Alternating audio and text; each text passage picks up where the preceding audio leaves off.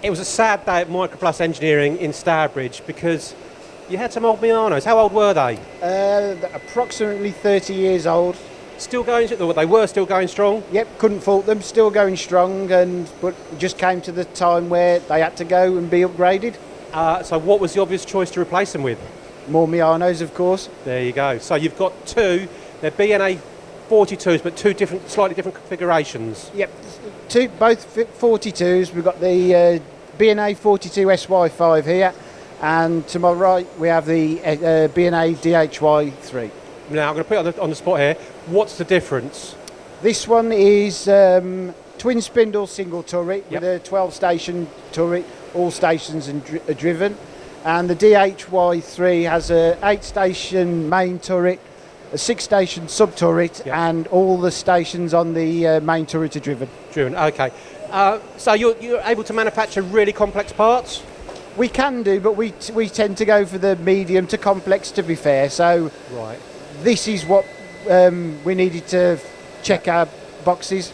Okay, so you could have gone an AX64 SYY, for example. We could have done, yes, but the footprint that we had available in the factory, I'd rather have two smaller machines instead of one big machine to do half the jobs. Okay, absolutely. And it's perfect for some of the jobs you're doing. I mean, we've got examples, these three jobs here. I'll come to the middle one in a minute, but these two just very quickly, just to talk me through what you're making here.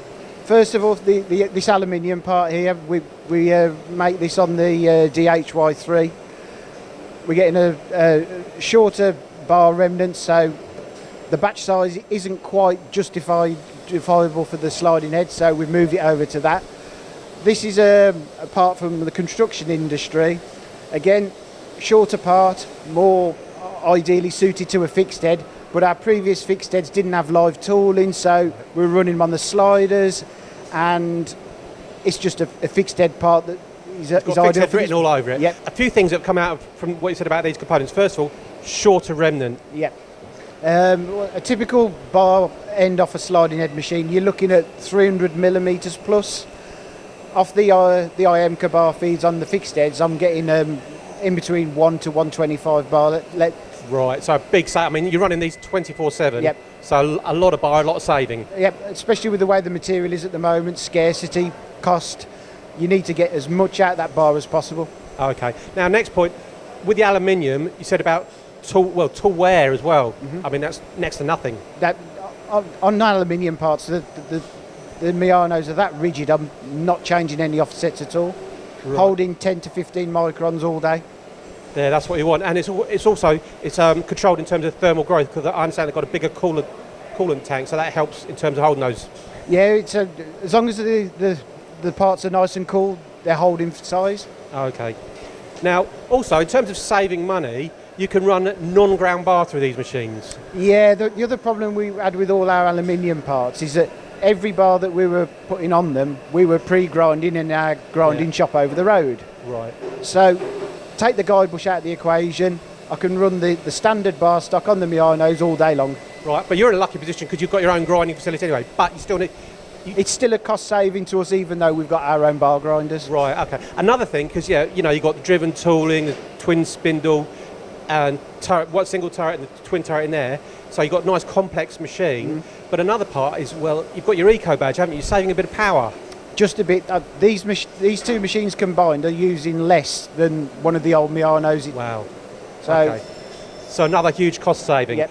Okay. Now, you also mentioned that you could have got a big ANX, for example, but the footprint here is absolutely fantastic, isn't it? I've got two machines for the price of one, basically. Brilliant. That's perfect. So, as part of that solution, then, Warren's come here, Warren Garratt from Citizen Machinery UK. How did he look after you? Superb. Can't fault Warren at all. He knew what we were doing. He didn't need to oversell us a machine. Right. We knew the Miyano reputation, so we just took it from there. Okay, so great endorsement of Warren and Citizen Machinery UK. Now, I want to come finally to this part here, because you mentioned a number of things about the cycle time, specifically on this part. What's happened? Well, that part we were manufacturing on our old Miyanos. They come in batches of 10 to 15,000, so it was a job that we could have put on the sliders, but capacity-wise, we could never actually get them on there. So it came to came to the stage where we needed to upgrade the Miyanos to get the component through the workshop faster. We've gone from 2 to 3 weeks down to 8 days on one machine. Wow. The parts are coming off a lot cleaner because of the parts catcher and all the automation on the machine. So we're not spending as much time washing the components, so they're literally off the machine, quickly through the washer and out the door. Okay, also in terms of cycle time, the air time, so the dead time is a lot less because these machines are a lot faster. Yeah, tip to tip, they're a lot faster than our old Miyano, without doubt. In terms of cycle times, then, how do these compare to the sliders? They're getting very comparable now, which I was shocked at. Yeah, really impressive stuff. So fantastic machine, producing fantastic quality components and providing efficiencies all around. So there you have it, Adam from Microplus with these 2 new Miyanos.